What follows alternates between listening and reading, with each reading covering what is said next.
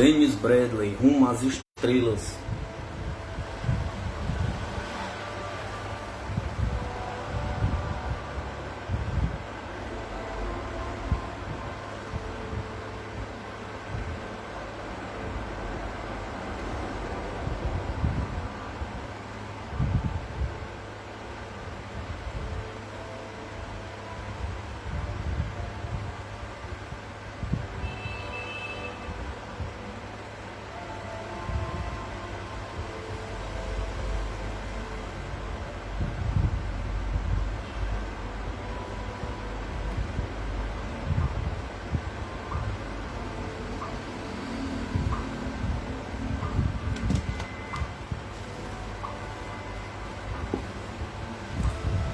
A cadeia das provas. Neste ponto dos meus estudos, e apesar das poucas experiências feitas, eu já tinha estabelecido de modo inatacável a dúvida, o fato da sobrevivência da comunicação entre os vivos e os do além. O mundo, entretanto, está povoado de uma multidão de nécios, cuja inteligência não vai muito acima das mais baixas formas de animalidade. A aceitação da grande verdade excede ao poder compreensível do rebanho. A grande massa alimenta-se da sua própria estupidez, mas eu não tenho nada com isso. A terceira sessão que celebramos com minha esposa e Madame Leonard realizou-se a 17 de dezembro. A médica caiu em transe e Feda apareceu. Feda, bom dia, W. Achas, presente e saúda a todos. Diz que se regozija com a oportunidade que lhe proporcionais. W.A. Não sabe que estou trabalhando numa espécie de parceria com sua irmã? Pergunta Anne. Um laço curioso, porque na Terra nada nos unia. Éramos estranhos um ao outro. Só aqui é muito curiosamente, nos unimos. Esse laço vai permitir que você obtenha de nós tudo quanto possa desejar. Feda. Sabe que Anne tem feito tentativas para chegar até você? Pergunta. Você pode confirmar isto com as sessões havidas? Pergunta Anne. É um pequeno teste. A prova já foi dada em outras sessões. Lembra-se de quando se reuniu no colégio com Miss McGregor? Pergunta.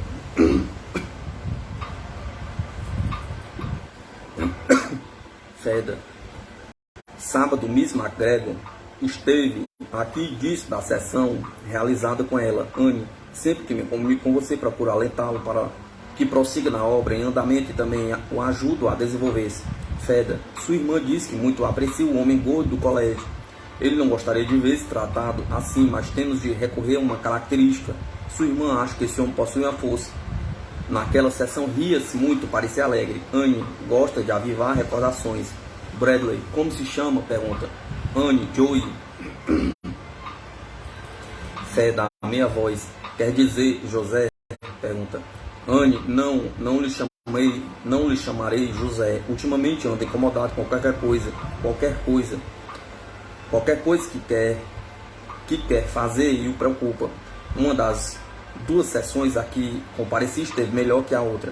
A força era incerta, ia e vinha. Vai realizar mais experiência de escrita automática? Pergunta. Por que pensou em alterar o começo do livro? Pergunta. Veio-lhe a ideia de modificá-lo em vista de coisas que posteriormente ocorreram. O livro está perfeitamente bem. Lembre-se de uma alusão que fiz da última vez que vim com Feda? Pergunta. Tenho pensado enquanto escreve que a esse livro deve seguir-se outro? Pergunta. Sua obra é verdadeiramente transcendental para o problema, porque acumula fatos, como eles virá a filosofia das suas conclusões. Antes de chegar ao fim, terá a revelação de muitas coisas que o habilitarão a compreender como é a vida, que nesse livro você procurar dar uma interpretação natural e sincera do assunto. Steve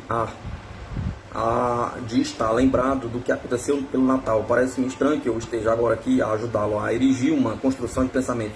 Sinto forte desejo de colaborar, porque a coisa me parece algo extraordinário, uma grande aventura. Farei o que me seja possível para que os vivos se voltem para a outra vida, em vez de se aterrorizarem com a ideia da morte. Farei tudo quanto possa para ajudar os velhos e aos mais que se passem para cá. Quando morei na Terra, não me beneficiei de nenhuma preparação ao emergir, que foi como que me houvesse lançado de um lugar para outro, de um estado para outro. Bradley. Já sabe que estou compondo um livro sobre assunto espírita. Pode facilitar-me todas as provas possíveis para que eu as dê ao mundo? Pergunta. Não me preocupa o caráter pessoal que possam ter as provas. WA. É o que venho procurando fazer. Lembra-se que pouco antes de passar eu estive considerando uma prova que existia. Eu estive considerando uma prova que exigia muito dinheiro. Pergunta. Andava formulando planos que não diziam respeito a mim apenas, mas também a outra pessoa, uma senhora. Houve muitas vacilações e muito debate do assunto. O projeto criou excitação e agradável interesse, e para sua realização foram dados passos. Referiram-se a novo lugar e para mim significava mudança completa, mas nada chegou a realizar-se, apesar da correspondência trocada. Alguém se opôs, um homem não o aprovou. Eu teria cedido, mas com desagrado. Quando passei, sentia-me cheio de vitalidade, mas estava pessimista. A depressão me angustiava. Conservava-me, entretanto, de cara alegre. Só poucas pessoas sabiam o que se passava. Os últimos meses de minha vida terrena passei-os inquieto e abatido. Deixei cartas explicando tudo e lamentando não levar a cabo o projeto.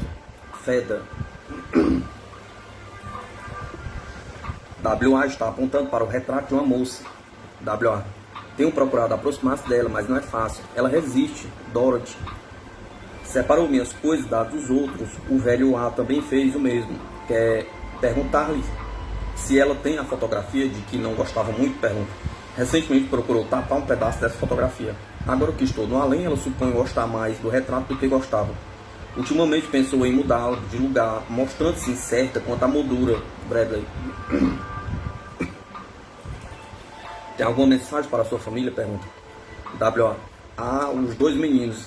A um deles não conheço bem, o outro se ligou muito a mim. A menina me pareceu mais comigo. Já consegui chegar até ela e impressioná-la. Desenvolve-se de modo muito parecido com o meu.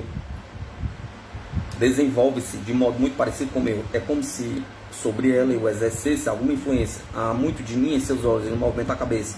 Aqui a média ergueu a cabeça, moveu-se de um lado para o outro de modo peculiar. Madame Bradley, pode dizer-nos o seu nome? Pergunta. WA. A nós aqui nem sempre é fácil dar nomes, mas é habitual darmos ideias, porque uma ideia pode expressar-se de muitos modos diferentes, ao passo que simples nomes não transmitem nenhum pensamento. Ultimamente essa menina mostra desejo de escrever ou desenhar. Tenho tentado fazer alguma coisa que ainda não consegue.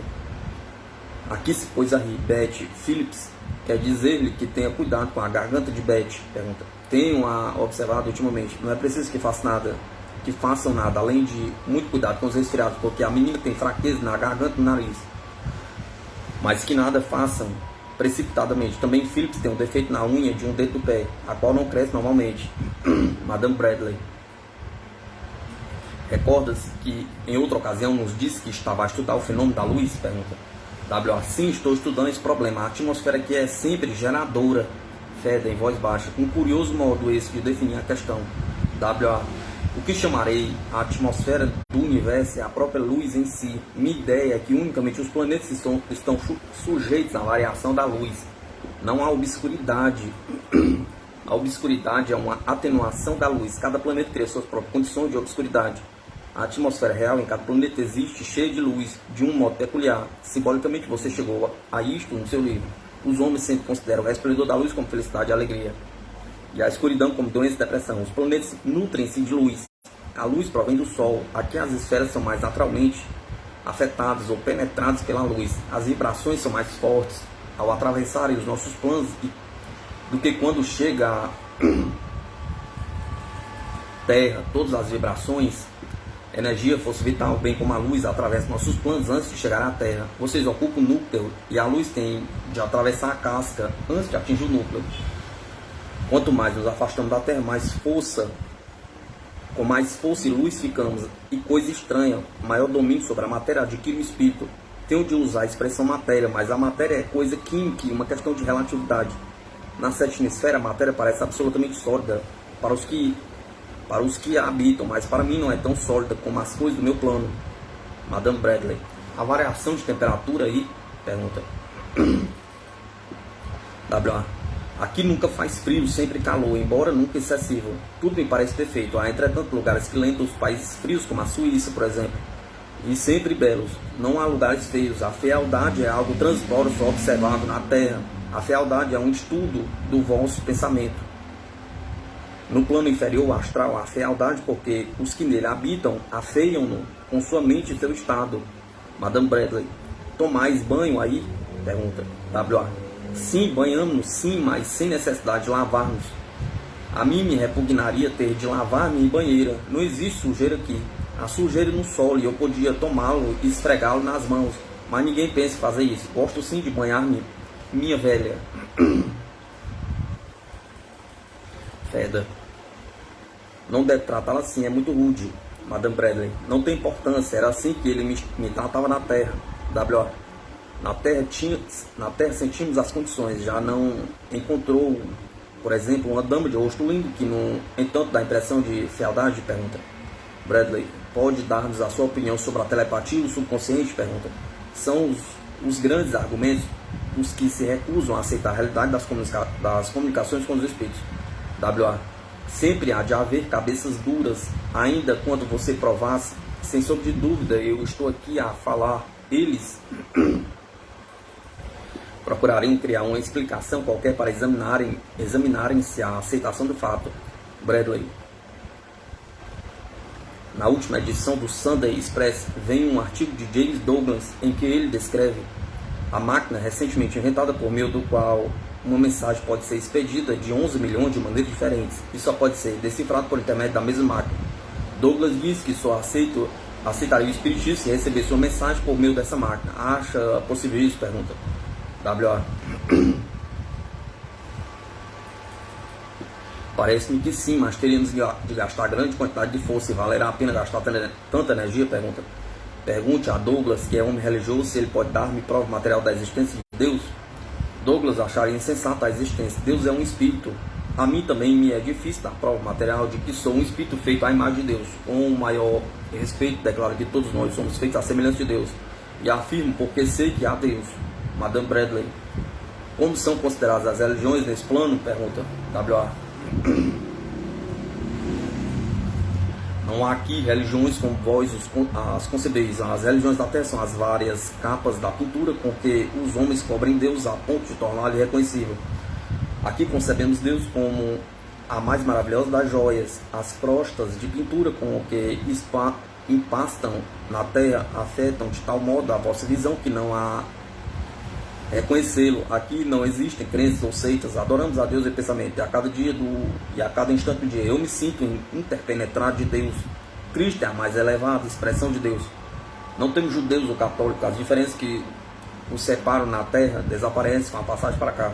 Aqui Deus e suas obras manifestam-se a todos. Na terra tudo é simbolismo. Um homem vê Deus em túnicas e cílios, outro vê na música, outro em palavras a vistosa ostentação. Para um é Deus, para outro é sacrilégio. E cada grupo quer que os demais se submetam à sua concepção. Deus é infinito, as criaturas são finitas e expressam Deus de modo finito. Para mim é fácil ver Deus numa flor. Cada dia belo é como se Deus houvesse aberto os olhos. Aqui há lugares de reunião com os recém-passados mas para adornar, não para arguir. Douglas, o homem da máquina infernal dirá: Se podeis ver Deus, eu também posso. Ao que respondo: como sabeis que isso não é telepatia? Pergunta. Como sei eu que isso não é sugestão de Deus e que a força da sugestão é tal que nos faz crer que ela é Deus? Pergunta. Convenho que Douglas, que é preciso ter fé, mas também devemos ser consequentes. Se ele tem uma fé que não pode explicar, deve consentir que os demais também tenham sua fé inexplicável. Quando aqui pretendem criar em vosso plano um efeito físico, temos que recorrer a qualquer coisa física que materializa e comunica a voz. A força que utilizamos é tirada de vós. Os que celebram sessões com bons médios contribuem para essa força. Algumas pessoas trazem em si condições desfavoráveis que impedem a manifestação da nossa parte. O que fazemos é atuar mentalmente sobre os materiais que nos forneceis. Se eu levito o móvel, faço dirigindo mentalmente a força que recebo de vós. Quanto mais simples o meio de comunicação, mais fácil é dirigi-lo. Bradley.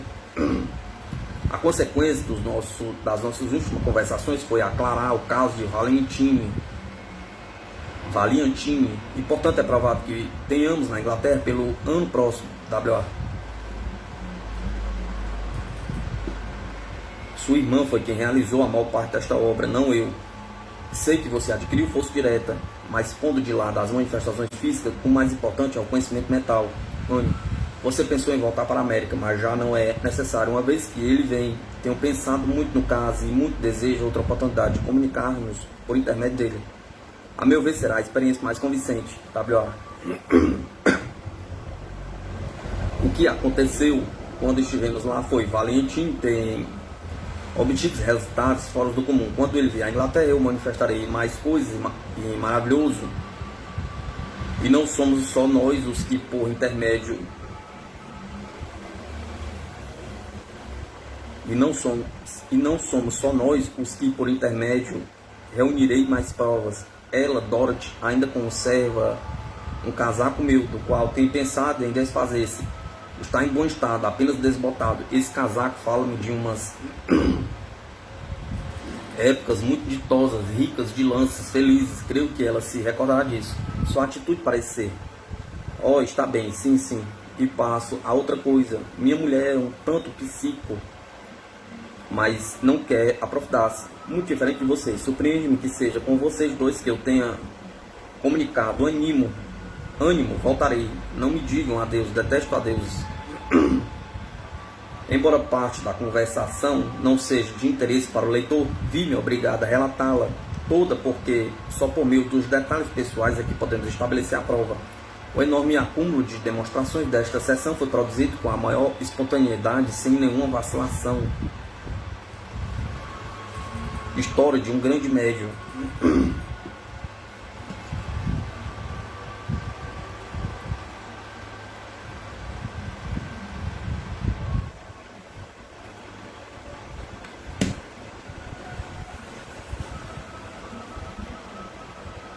Quem estuda a natureza humana acha impossível explicar o poder de Shakespeare, manifestado em seus versos imortais, a inspiração de Mozart no compor melodias, a razão das músicas de Rossini, Weber, Wagner, Beethoven, possuir características de forma que não morrem, e que explica o mistério do gênio é o grego. Rubens Miguel Ângelo pergunta: é a faísca que no cérebro de Marconi habilitou a produzir os milagres materiais que nos assombram e que ele conscienciosamente não pode explicar? Pergunta: as maravilhas da arte da ciência nós aceitamos sem discussão por serem visíveis e audíveis, aceitamos porque falam aos nossos sentidos físicos. Mas atrás desses sentidos estão os insondáveis mistérios do espírito. O grande escritor é um médium. É o médium através do qual se manifesta a floração das palavras e do pensamento. O grande compositor é um médium. É o médium através do qual se manifesta a beleza dos sons. E o grande pintor é o médium para as maravilhas da visão. Se a mais de tudo isso tiver uma mediunidade que abarque todos os sentidos e alcance o máximo de penetração nas mais altas esferas, esse fato poderá ser considerado como dom supremo e ser saudade com a aproximação do milênio mental. Mas o dom da mediunidade, o poder de guiar, só é dado a muitos poucos, e alguns dos raros que possuem foram cruelmente apedrejados pela agressiva estupidez dos homens de baixa inteligência. As torturas que lhe infligiram forçaram-nos a recolherem-se à solidão de si mesmo. Insignificantes personalidades de atuação pública e bonecos titulados são aceitos e aplaudidos durante todo o tempo em que desdobram aos olhos do mundo as suas piruetas, hipocrisias e mentiras. Daí a absurda gradação dos nossos valores sociais. A Europa está invadida de pigmeus políticos masculinos ligados a apêndices femininos que aumentam o caos com a sua tagarelice papagaia, deliberada e ponderadamente afirma que Madame Osborne Leonard possui dons diante dos quais tornam-se ínfimos os dos nossos líderes políticos e suas esposas. Madame Leonard é um instrumento através do qual se torna viável a comunicação com as mais altas inteligências de outras esferas. Seria possível conceber dom maior que este? Pergunta. Consiste em algo tão indefinível como a eletricidade, o átomo ou a onda hertziana. Vou resumir-lhe a história pela qual se vê que o desenvolvimento das suas faculdades mediúnicas lhe custou anos e anos de paciência. Madame Leonardo não foi criada em atmosfera espiritualista. Seus pais e parentes eram ortodoxos. Contou-me ela que em criança, até a idade de 10 anos, foi claro e evidente. Quando contava em casa o que via, todos se chocavam e recomendavam-lhe que procurasse acabar com aquilo, porque era muito mal ver coisas. Esse poder de clarividência desapareceu dos 10 aos 15 anos. Por esse tempo, várias vezes, em suas leituras, esbarrou com a palavra espiritualismo, cuja significação desconhecia, mas que sentia ser algo interessante. Por fim, teve desejo de assistir a uma ou duas sessões públicas do espiritismo. Quando o contou em casa, foi proibida de novamente pôr lá os pés. Até esse tempo, ela não tinha a mais leve ideia de vir a tornar-se médium. Aos 19 anos, foi atacada de difteria, tratado por uma enfermeira de alguma instrução em matéria espiritualística. Depois de sarado, foi à casa dessa enfermeira e tomou parte numa sessão. Isso lhe reavivou o interesse pelo mundo psíquico. A despeito da oposição materna, deliberou esclarecer-se mais a fundo. Voltou a comparecer a essas sessões e vários médicos reconheceram-na como mediúnica, aconselhando a desenvolver as suas faculdades. Em 1909, fez conhecimento com duas damas também interessadas no assunto e juntas realizaram experiências como mesinhas. Só na experiência número 28 conseguiram manifestação. Sessões de mesinha representam a mais rudimentar forma de comunicação espírita. As mensagens vêm letra por letra, cada qual corresponde a certo número de palavras, A1, B2, C3 e assim por diante. Processo extremamente lento e irritante. Uma mensagem assim recebida declarou que Madame Leonardo iria desenvolver se tornasse passível de transe mediúnico. A pergunta de quem a guiaria apareceu como resposta o nome de Feda, um espírito que tinha certo trabalho a realizar por seu intermédio. Madame Leonardo não gostou da ideia de ser guiada ou controlada e recusou-se a cair em transe. Durante meses nada fez. Sentia-se bastante desapontado de não se desenvolver de forma que queria. A da clarividência, por fim, convencida pelas provas asseguradas por intermédio da mesinha, resolveu entregar-se ao controle da Feda. 3 dias se passaram em tentativas. Durante esse tempo fez experiência com suas companheiras sem que nada obtivesse. Uma tarde, porém, em que se achava muito deprimido, convencido de não possuir força nenhuma, subitamente caiu em transe. Nada soube do ocorrido.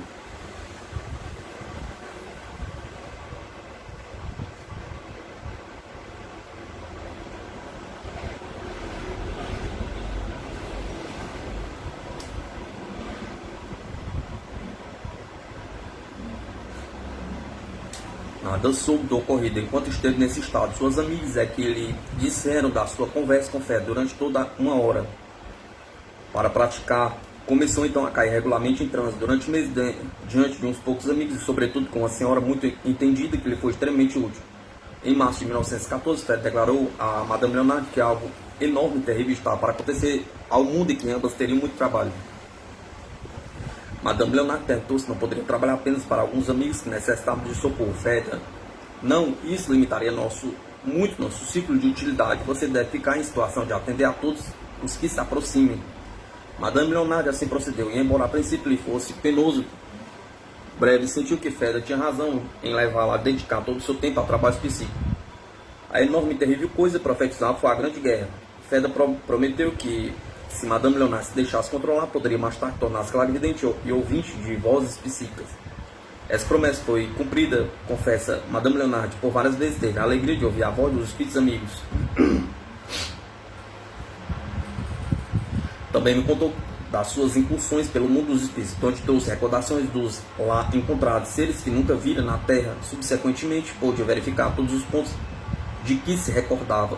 Eis suas palavras: quando a gente ouve e vê por si mesma, nada consegue abalar-nos a fé ou afastar o sentimento de esperança e felicidade, ainda que as maiores provações nos atormentem. Sua opinião é que a maior parte das pessoas podem desenvolver força psíquica desta ou daquela espécie, basta que haja paciência e perseverança. E, se possível, cooperação de alguma criatura amiga e já em outra esfera. Tenho de repetir que os estudos psíquicos jazem ainda na infância. Igualmente repito que a dificuldade está na pequena quantidade de métodos plenamente desenvolvidos e poderosos que existem. Só encontrei 4 ou 5 de algum valor, e ao que estou informado não há mais de uma dúzia no mundo inteiro. Inclino-me a crer, entretanto, que haverá dezenas de milhares de pessoas possuidoras de dons mediúnicos não desenvolvidos, desviados ou sufocados na juventude. Outro grande embaraço, o extraordinário medo ou preconceito que se levanta contra a expansão de qualquer faculdade anormal. Por esse motivo, como no caso de Madame Leonard, logo que uma criança mostra dons psíquicos, forças materiais se juntam para matá-la ainda no começo. Quando o mundo se der conta das novas possibilidades de desenvolvimento do psiquismo, o valor potencial das criaturas poderá ser apreciado dos tipos, e os tipos mediúnicos poderão ser cuidadosamente e cientificamente desenvolvidos. Se uma criança mostra sinais de grande talento para uma arte qualquer, será absurdo desviá-la para outros caminhos ou convencê-la de que o caminho para o qual tudo a impele é o errado. E, no entanto, é o que acontece em milhares de casos de crianças reveladoras de dons mediúnicos. É tempo de a ciência tomar a peito o problema. Notam uma atitude generalizada em relação aos médicos. Os céticos olham-nos invariavelmente com a desconfiança, filho do preconceito. Não podemos negar que a natureza dos trabalhos dos médicos só presta a muita mistificação, porque os charlatões é relativamente simples inventar coisas ansiosamente aceitas e propagadas pelas pessoas crédulas de baixa inteligência.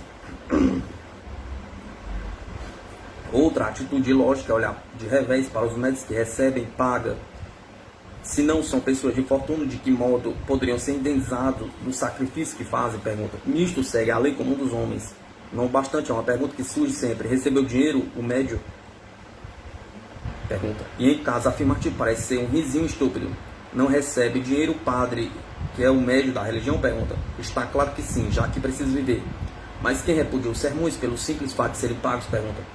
Quem por isso usa a soima de fraude? Pergunta. O pintor que é médio de uma das belas artes não recebe dinheiro? Pergunta. Isso por acaso lhe inferioriza a obra? Pergunta. O escritor que é médio da literatura recebe o dinheiro dos seus direitos autorais. E quem por causa disso lhe desmerece as obras? Pergunta.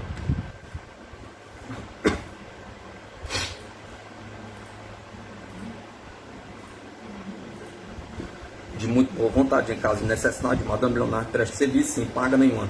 Levou vida muito simples e contente-se com a remuneração absurdamente mínima. Poderia com facilidade quadruplicar sua renda, mas o dinheiro de nenhum modo a interessa. Como o caráter é das criaturas mais retas que ainda encontrei na vida, dá todo o seu tempo ao desenvolvimento dos extraordinários dons que possui, de modo que é deveras inestimável o valor das descobertas feitas por seu intermédio. Por parte da Society for Physical Research, foi submetida aos mais severos testes ainda impostos ao médico. Essa sociedade fundou-se para investigar fenômenos inexplicáveis por qualquer das hipóteses científicas correntes.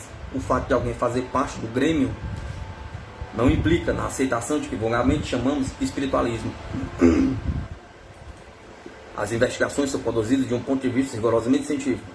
Seu presidente é Camille Flammarion, e entre os diretores e conselheiros vemos os nomes de Conde de Balfour, Sir William Barrett, G.W. Balfour, Sir Oliver Lodge, Gilbert Murray, F.C.S. Schiller e Sir J.J. Thompson.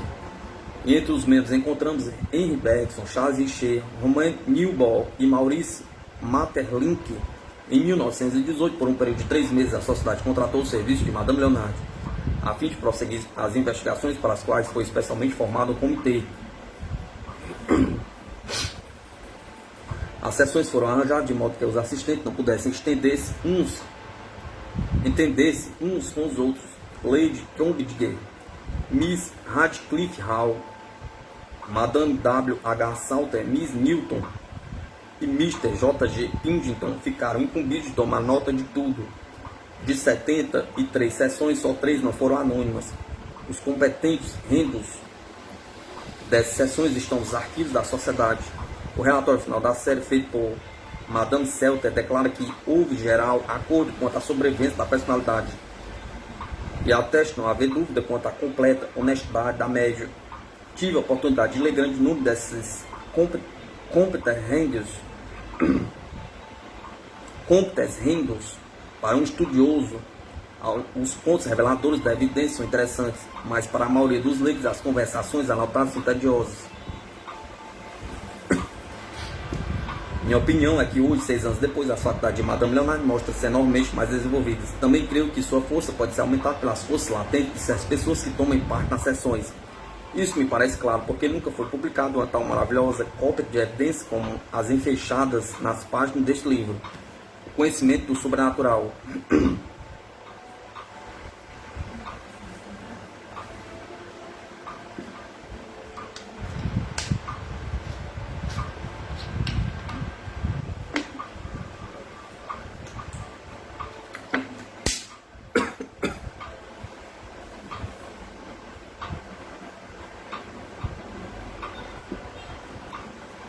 Se a condição dos assistentes influi nas sessões e diz que influi, esta sessão com Madame Osborne Leonard foi ideal, tanto para mim como para minha mulher.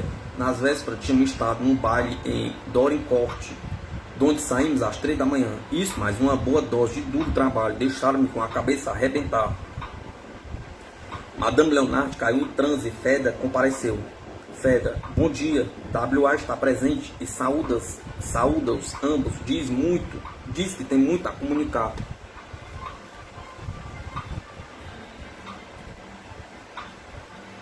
Depois dos habituais cumprimentos, W.A. falou demoradamente sobre assuntos pessoais, referiu-se a incidentes de sua vida na Terra, que seu pai poderia verificar se quisesse. Bradley.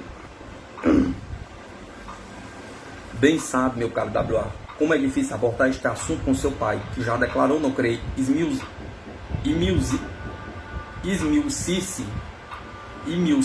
nas coisas do além. W.A. É um homem teimoso, difícil de ser lidado, sei que não gosta de nada que se relacione ao espiritualismo. Tem medo, é isso, zanga-se e fecha-se, não suponho que descreia, mas acha melhor não cuidar do assunto. Madame Bradley, pode dizer-me algo a respeito de seu irmão? Pergunta. Feda. W.A. mostra-se aborrecido. W.A. Bem sabe que ele quer fazer qualquer coisa e eu procuro ajudá-lo, mas não posso dizer no que isto acabará. Ainda não tenho certeza. Madame Bradley. Acha que há algo a fazer por ele? Pergunta. W.A. Todos estão fazendo por ele o que podem, mas é difícil saber como melhor agir. Já entraram por um caminho e agora experimentam outro. Eu procuro ajudá-lo mentalmente. Fisicamente não posso fazer porque encontro resistências. Muito difícil ajudar os que não cooperam. Madame Bradley. Podem os espíritos prever o futuro? Pergunta. W.A. Sim, às vezes. O futuro é o destino, mas é possível transpor as suas linhas. As linhas do destino são imutáveis e não há. Isso aqui chamam mau destino para mim. Você tem sofrido derrotas que no momento o afligiram, mas essas derrotas foram passos que o levaram ao ponto em que está. Você agiu da melhor maneira para resolver as dificuldades. Muita gente em tais condições senta-se lamuria. A vida afigura-se um caminho cheio de embaraço. Uns tropeçam e olhando para trás tombam porque não estão vendo o que há adiante. Vivem caindo. Pessoas assim são os falhos da vida. Podemos prever o futuro limitadamente, mas muitas vontades colaboram nele. Você, Herbert, está predestinado a isto e a escrever-se. Sua vida é muito diferente da que imaginou. Tem a princípio que faz. Tem o principal em si, o que o faz sensível e difícil. Se houvesse tomado outro caminho, não teria progresso, mas enfrentou todas as situações como elas se apresentaram. Se eu houvesse morrido há 15 anos atrás e previsto o seu futuro, você se surpreenderia e teria empregado sua força de vontade para evitar os caminhos que tomou. Raramente ousamos prever os acontecimentos e por isso nada posso dizer do futuro de meu irmão. Madame Bradley. Acho que ele tem melhorado? Pergunta. W.A. Não tem melhorado muito, mas está diferente. Houve mudança em sua condição. Madame Bradley. Poderá tornar-se apto para retomar o seu trabalho na vida? Pergunta. W.A. Não se tornará apto no sentido comum da palavra. Suas perturbações são muito profundas. Pode melhorar, mas está minado. Ser-lhe-á difícil retomar a vida normal. Mais tarde poderei levá-la a encontrar em si mesmo qualquer coisa que possa concentrar-se. Até aqui não consegui fixar o espírito em coisa nenhuma. Em certo momento pareceu-me salvo. Seu futuro mostrava-se brilhante e promissor. Talvez possamos fazê-lo reconquistar-se. Estou trabalhando para isso. Você sabe que ele não faz senão repetir uma história. 15 anos no passado, a família vê claro o que quer dizer. 2 gerações, um homem. As condições de agora são as mesmas. Não ignoramos o que a hereditariedade significa. Podemos apenas influenciar por meio do conhecimento de sentimentos adequados. Mas é impossível fugir à hereditariedade. Herdam-se certas disposições do mesmo modo que se herdam olhos azuis. Ninguém pode mudar a cor dos olhos, só podemos ajudar na modificação das condições. Trata-se de matéria de causa e efeito, e muitas vezes tomamos caminhos errados. Bradley. Bom, você disse que os espíritos podem ajudar-nos de certa maneira. Agora eu pergunto se podem ajudar-nos fisicamente. Tenho trabalhado muito ultimamente e sinto-me cansado. Poderia ser ajudado nisto? Pergunta. W.A. Sim, sei, seu cérebro está congestionado, mas por uma semana mais ou menos não poderá mudar de ocupação? Pergunta. O pior com você é que seu espírito não pode trabalhar em coisas diversas. O cérebro é como uma seriação de pálpebras em que você estão aberta unicamente para os assuntos psíquicos. A ideia não larga, nem durante as refeições. Você alimenta-se de psiquismo. E para alguns homens é difícil evitar esse modo de ser. Também o pintor em todos só vê quadros. Em todos os momentos você está sempre pensando nos prós e contras do que o preocupa e sente que tem de ser muito cuidadoso quando se dirige a outras pessoas. Fala com que mecanicamente, porque o espírito está procurando com o eterno assunto. Está preocupado com o eterno assunto. Por isso tornou-se abstrato e faz as coisas aliadamente, sem lhes dar atenção. Mas escolherá os resultados disso, porque o livro em andamento vai ser um grande sucesso. Bradley.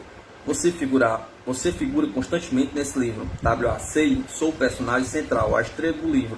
Feda. Que expressão engraçada. W.A. A mim não desagrada num palco assim. A mim não desagrada figurar num palco assim. Bradley. Razões de família impedem-me de o tratar pelo nome. Porém lá apenas 2 letras. W.A. W.A. Prefiro isso a disfarçar num nome como Percival ou Archibald. Embora não seja matéria de importância, prefiro que me nomeie com iniciais indicativos do meu verdadeiro nome, a nomear com pseudônimo. A obra constitui trabalho exaustivo, mas no conjunto vale o grande esforço. O seu interesse pelo trabalho era tamanho no começo que não sentiu o menor cansaço, mas agora está compreendendo o que tudo realmente significa. É aquele seu modo peculiar de escrever que vai convencer os leitores, já disse. Que tenho estado lá no escritório a ajudá-lo. Reconheça a dificuldade que há na formulação da evidência. Bradley. Acho que na realidade o livro vai ser de valor para o mundo? Pergunta. W.A. Meu caro, pense no efeito que terá sobre a vida das criaturas. Esse livro estabelecerá imediatamente uma nova condição de vida na Terra. Eis o ponto que insiste em esclarecer. Não existe um inferno concreto, como tantos imaginam. O inferno está na própria Terra. O inferno não passa de uma condição mental. É errado tê-lo como algo espiritual. Não há inferno espiritual, embora as pessoas que na Terra foram más permaneçam más por grande extensão de tempo, depois que se passam para esse lado. Madame Bradley. Podemos aqui na Terra ser afetados pelos maus espíritos? Pergunta. W.A. Não, os espíritos não podem fazer mal aos da Terra. O mal reside em vós mesmos, no subconsciente. Os seres na Terra estão sujeitos a uma certa lei ou ordem. Os criminosos não devem ser deixados livres de cometer crimes. Os loucos são encerrados em auspícios. Também aqui agimos com a inteligência, mas de outro modo. Nossa lei é uma ordem mental e os malfeitores opõem limites é uma ordem mental que aos malfeitores opõe limites e restrições. Logo que morrem e passam a espírito, eles entram em contato com essas leis coactoras. Todo crime significa limitação. O crime é animal. O crime consome. Eis o característico da criminalidade. O que leva o homem ao crime é a insuficiência mental ou da doença, coisas decorrentes do corpo físico, não do espírito. O crime nasce do físico. Quando com a morte desaparece esse físico nutritor das tendências criminosas, a personalidade perde a liberdade física, a vontade de fazer as coisas más que fazia. Entra em contato com as leis espirituais que os coagem. Na Terra, só quando o chamamos é que podemos ter maus pensamentos. Também os maus espíritos só podem ir ter com os vivos os fins chamados. Madame Bradley. Está continuando aí nessa esfera os seus estudos começados na Terra? Pergunta WA. Sim, o admirável daqui é isso, uma grande promessa, uma grande esperança. Logo que aprendemos uma coisa nova, o campo se abre diante de nós. Não existe o desapontamento, todos nós sentimos em expansão. Só existimos nesta expansão, que é uma vida progressiva. Não nos limitamos a viver uma bela condição, rodeado dos seres que amamos. Há esferas e mais esferas de maior conhecimento e maravilhamento a que ascendermos. Disso tenho tido apenas intuições. Sinto como a toupeira lá dentro do seu buraco sente o sol, como a toupeira que sonhasse a vida de inteligência dos homens sobre a terra, mas que tivesse de continuar no seu viver soterrado. Se eu tivesse que voltar à terra, ficaria com a toupeira que depois de conhecer a luz regressasse à escuridão. A toupeira não pode ler e não possui alta inteligência. Seu guia único é um instinto de conservação. Eu aqui vou ocasionalmente para outras esferas, onde vejo cenas extraordinárias. Belezas que me são revelações, compreendo-as quando me vejo lá, mas ainda não estou devidamente evoluído para viver nelas. Vocês aí na Terra ouvem às vezes maravilhosas músicas, mas não estão preparados para viver perpetuamente nessa atmosfera criada pela música. Talvez eu ainda necessite de uma evolução de centenas ou milhares de anos para tornar-me apto à vida em esferas superiores, mas o tempo aqui não conta. Madame Bradley tem a sensação de já haver deixado a Terra há muito tempo? Pergunta WA. Não me parece longo o tempo, só quando em contato convosco posso fazer ideia do tempo. Aqui o tempo não conta, não há horas, todas as horas são iguais. Bradley. Já contei que Valentim vem à Inglaterra este ano. Acha possível falarmos por intermédio dele? Pergunta. Fala-nos voz natural? Pergunta WA. Sim, creio que sim. Valentim possui na realidade grande força. Mais força que a necessária para nos manifestarmos por meio de nossa própria voz, quase que chegar ao poder de materialização. Sua força não dá apenas sonorização às vibrações aqui. Suponho que pode também lhes dar corpo sólido. Foi Valentim quem criou o ponto de partida de tudo que houve entre você e nós. E sinto-me satisfeito de que o caso com Dewey Coffey fosse afinal esclarecido. Dewey Coffey já pôs os seus pensamentos em ordem. Bradley. Talvez seja difícil a você materializar a voz por um apreciável espaço de tempo, mas bastará que o faça por uns instantes, com umas frases apenas. Como me aconselha a principiar com Valentim? Pergunta WA. No começo deve haver poucas pessoas presentes, mas experimentadas. Mudando de assunto, o velho Dolly apreciará muito tudo isso. Feda. Não deve tratá-la assim, meu caro. WA. Que tem? Pergunta. Gosto muito dele. Feda.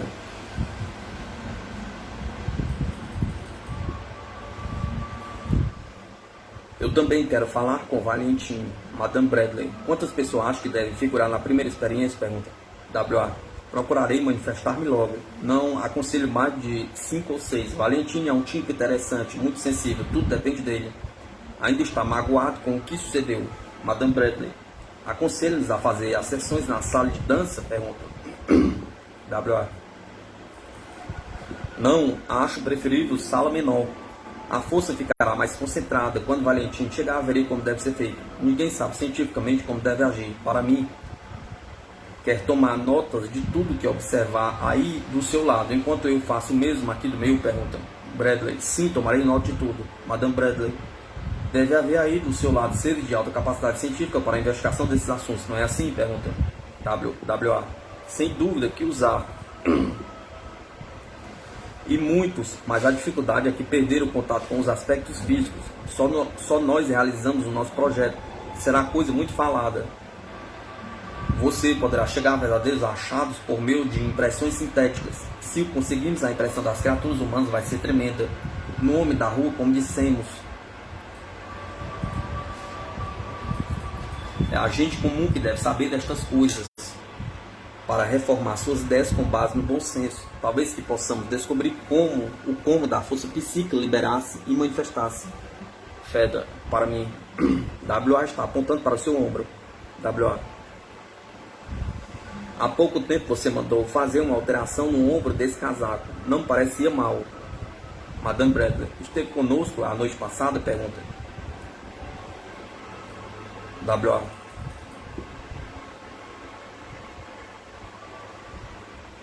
Sim, estive procurando contato. A condição era muito material. Você não podia supor estar na sétima esfera, mas a experiência deu-me prazer. Ouvi muito riso. E para Madame Bradley,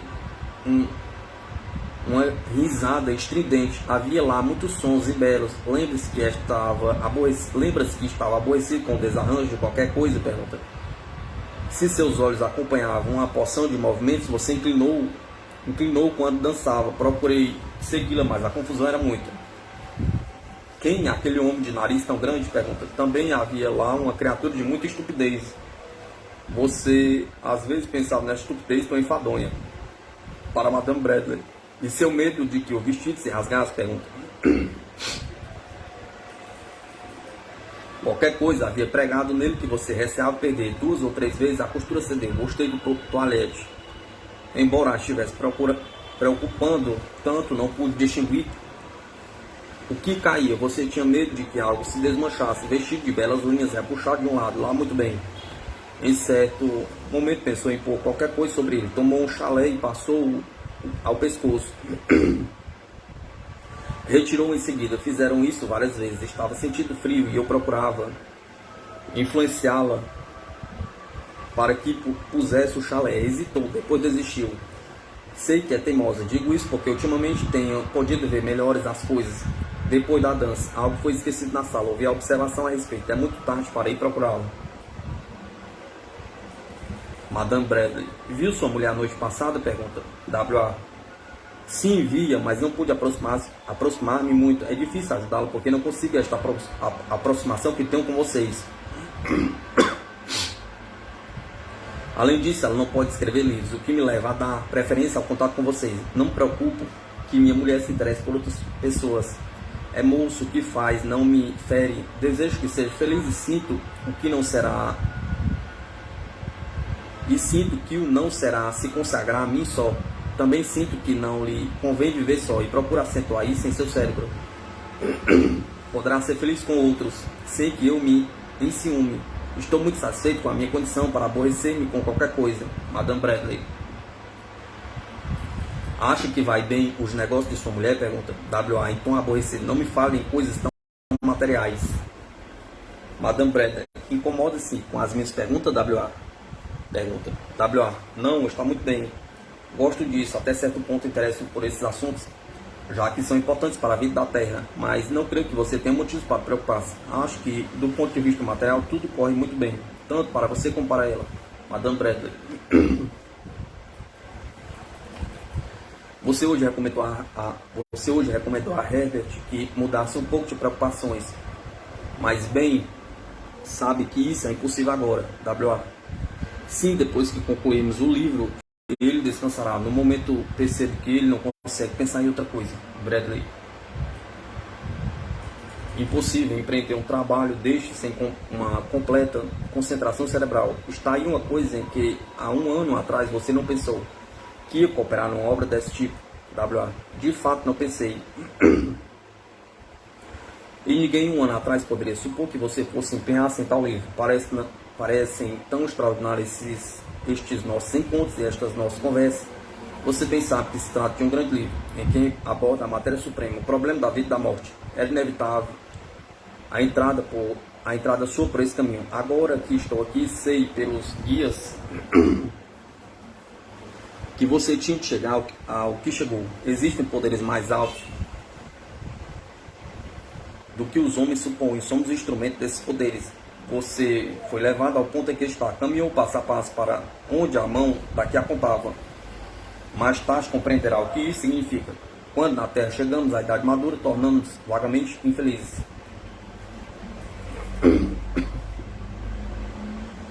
Tornamos-nos medrosos, sinto-nos cada vez mais próximos da inevitável mudança. E não nos agrada a ideia do mergulho no desconhecido, mas logo que sabemos, sem sombra de dúvida, que existe a vida do além, a morte perde a importância, não nos causa medo. Claro, meu velho, que nunca deixaremos de nos arrepiar a ideia da morte. Esse instinto preservador da vida está certo. Não bastante quando um homem no seu carro atropela e mata outro, diz sempre: ó, para ele foi melhor assim, mas é absolutamente necessário preservar a nossa vida na Terra. Para Madame Bradley, você não conseguiu as flores que queria, coisas sem importância, embora causasse certo desapontamento. Bradley, tem estado ultimamente com minha irmã? Pergunta. W.A. Sim, tenho visto. Ela procura-me sempre que estou com você. Sua irmã tem nos ajudado muito, especialmente quando o vê cansado, e como é profundamente espiritual, pode transmitir muita força. Esse influxo espiritual conserva a máquina em ação. Lá pelo meio da última serrana, ela o ajudou seriamente.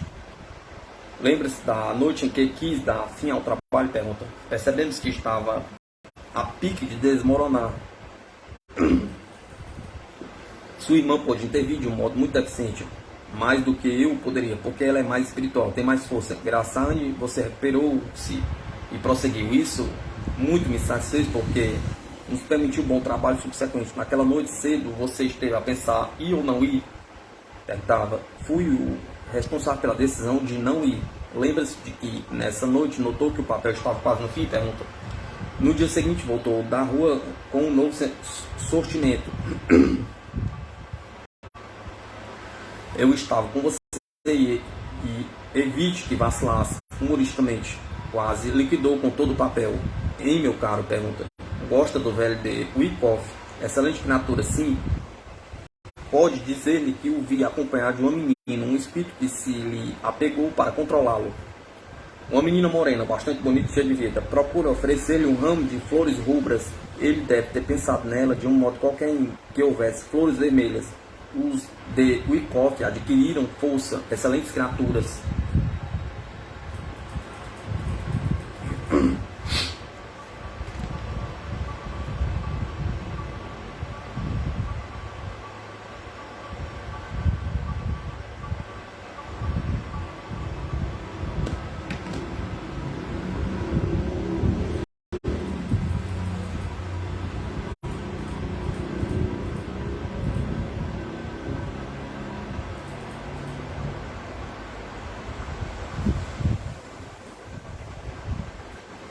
Madame Bradley, quando estivermos aqui com o Valentim, precisaremos cantar no começo da sessão? Pergunta.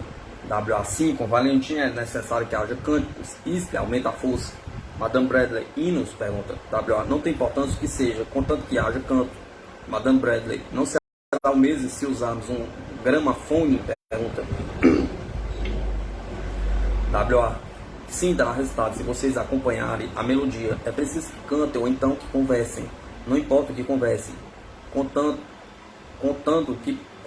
que falem, produzam sons. Bradley.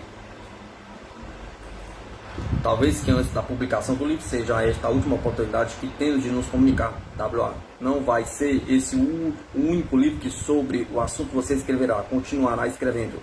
Madame Bradley. Pode sugerir-me o título? Pergunta. W.A. Já o tem, e bem fora do comum. Parece-me simbólico. Bom título, e mais que título. Vou ajudá-lo no começo do livro. Feda, interrompendo. Não pode ser, W.A. O livro está quase no fim. W.A. É verdade, mas refiro-me ao início que tem que ser refeito. Bradley. Sei exatamente o que ele quer dizer e acho isso extraordinário. W.A. De fato, muito importante. Trata-se do primeiro capítulo que deve ir conduzindo gradualmente ao assunto, estabelecer o diapasão. Temos nesse capítulo de trabalharmos juntos, porque você já mudou de ideia várias vezes. Estabeleceu nele o Raison d'être. Há que repensá-lo de novo. As outras partes devem ser escritas primeiras. É um processo que você usa. Fazer os alicerces depois de concluir o telhado.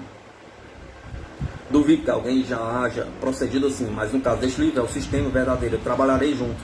Trata-se de uma grande coisa que está indo muito bem. O processo foi penoso. Você não esperou que o apedrejassem. Antes de tudo, foi apanhando as pedras, previu as críticas e já agora não há lugar para elas. Ninguém pode descobrir falhas na argumentação. Você tomou as hipóteses do pró e do contra e atendeu-as você mesmo. Bradley, realmente procurei fazer isso e tive um bom colaborador. WA, sim. Trata-se, pois, do nosso livro.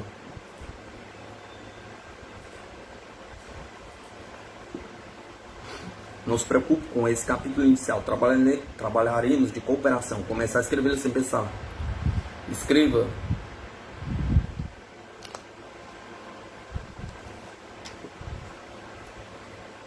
O que sair depois do aperfeiçoaremos juntos. Feda. WA acaba de ficar subitamente sério. WA. Quero dizer mais umas palavras antes de retirar-me.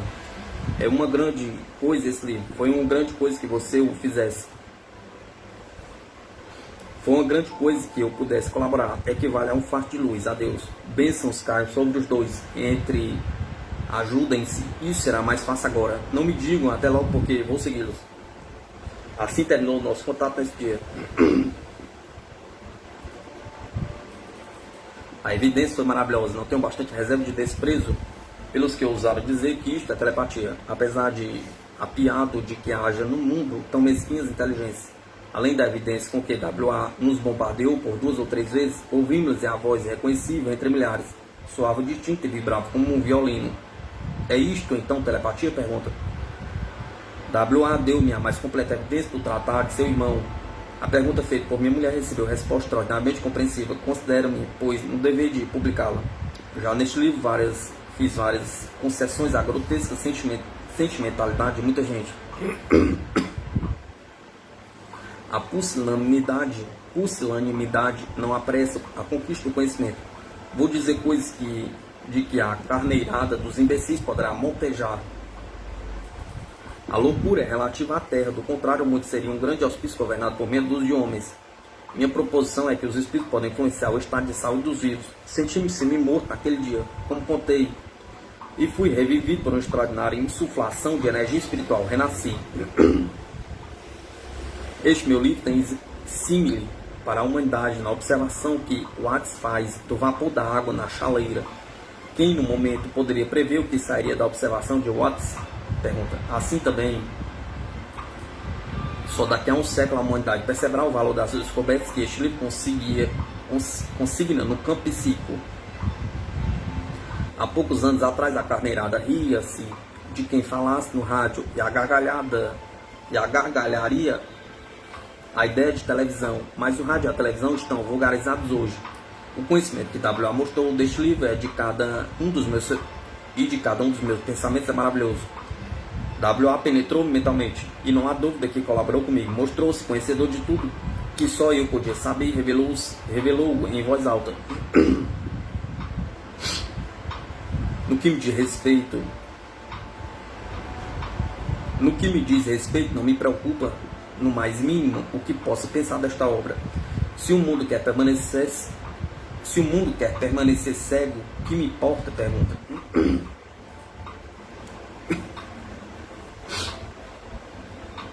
Para abrir os olhos aos cegos, não há que vir com murmúrios tímidos. Daí minha insolente agressividade.